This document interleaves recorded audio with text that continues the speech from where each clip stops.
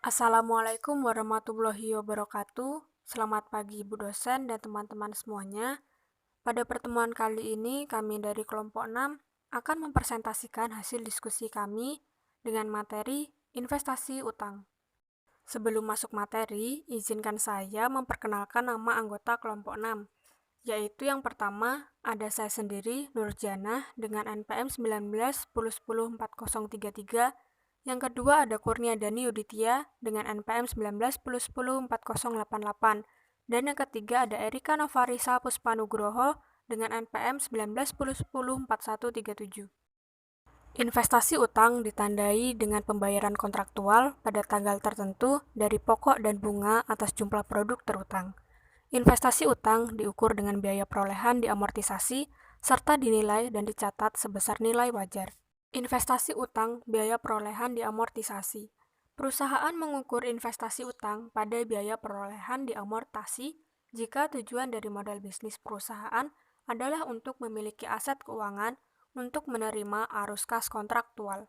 Biaya perolehan diamortasi adalah jumlah pengakuan awal dari investasi dikurangi pembayaran kembali, ditambah atau dikurangi amortasi kumulatif, dan setelah dikurangi dengan pengurangan dari tidak tertagihnya. Dihitung menggunakan metode bunga efektif dengan cara yang sama dengan utang obligasi. Investasi utang nilai wajar. Investasi dinilai dan dicatat sebesar nilai wajarnya apabila kriteria untuk pengukuran pada biaya perolehan diamortasi tidak terpenuhi. Nilai wajar itu sendiri adalah jumlah di mana aset dapat ditukar antara pihak yang berpengetahuan dalam transaksi yang wajar.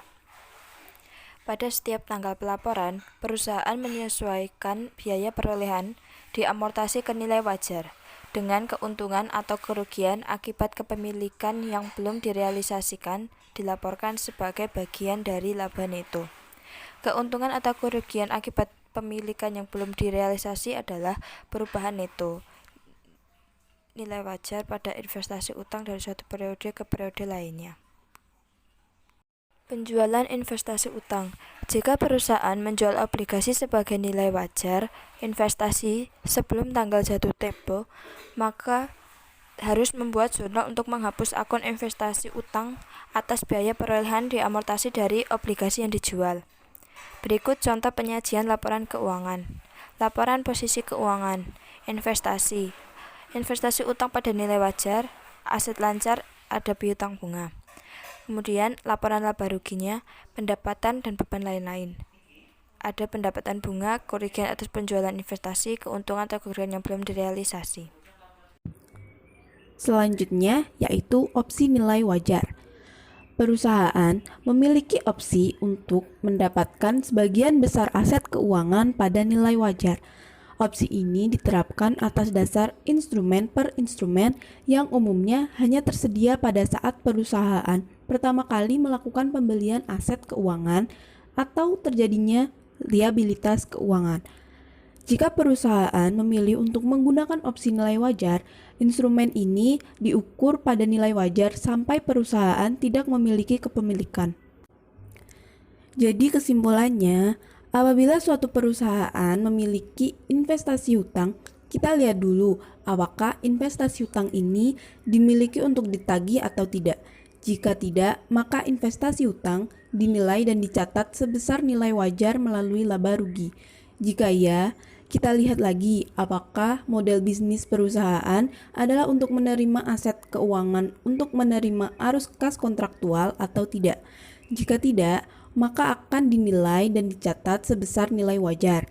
Jika iya, perusahaan memiliki opsi nilai wajar yang apabila opsi ini digunakan, maka dinilai dan dicatat sebesar nilai wajar.